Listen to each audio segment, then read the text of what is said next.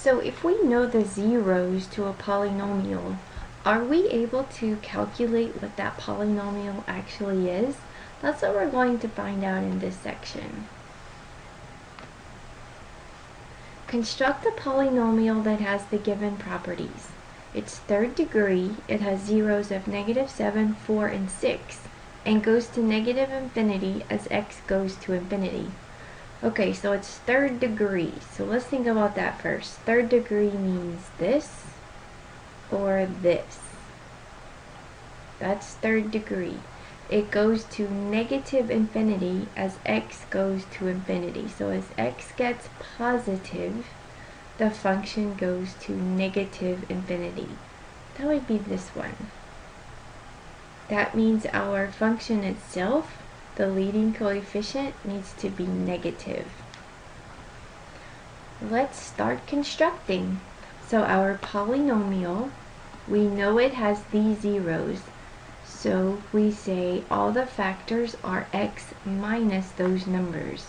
So that'll give us x plus 7, x minus 4, and x plus, oops, sorry, that's x minus, x minus 6. We have these zeros, but we also know that our leading coefficient needs to be negative. So what's the negative of all of that? Well, let's multiply these out and see what we get.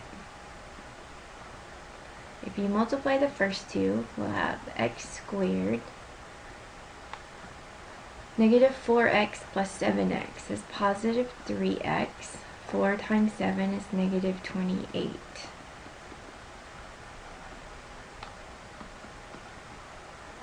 X squared times x is x cubed.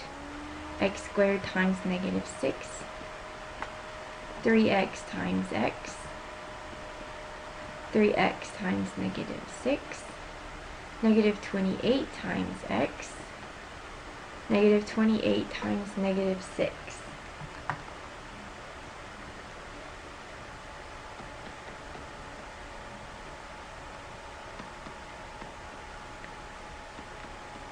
Negative 6 plus 3.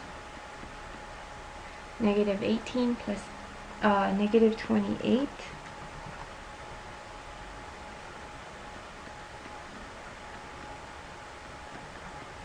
And then we need to distribute our negative.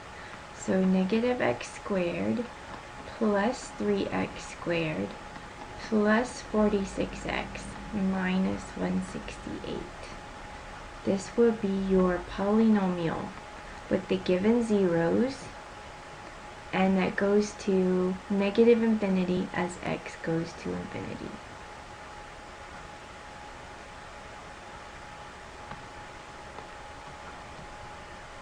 Construct a fourth degree polynomial that has these zeros and a y-intercept of 8. Okay, well, let's think about this. We know it has these zeros, but we know that it has to have a y-intercept of 8. So, we're going to set up our polynomial first. We have some coefficient multiplied by all of our zeros. So we'll call that a. The zeros are the opposites of these, so x plus 3, x plus 1, x minus 2, x minus 4. We also know that the y-intercept happens when you let x equal 0. That means 0 goes here. So p of 0 would be some constant times, if all of these x's are zeros, we would just get 3, 1, negative 2, negative 4. If you multiply all of those out, you get a positive 24a.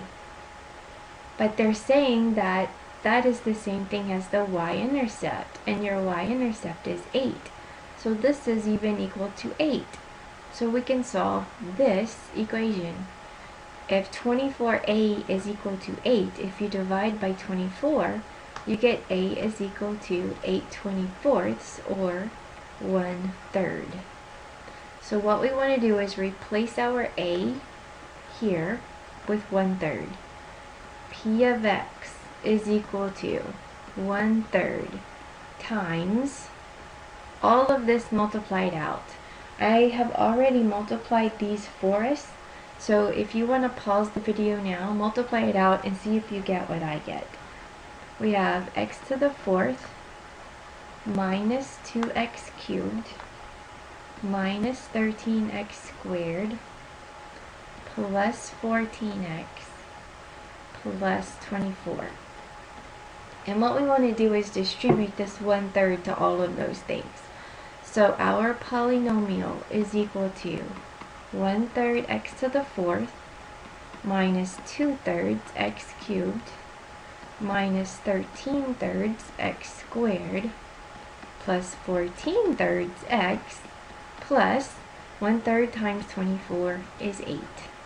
This is your polynomial that satisfies those conditions.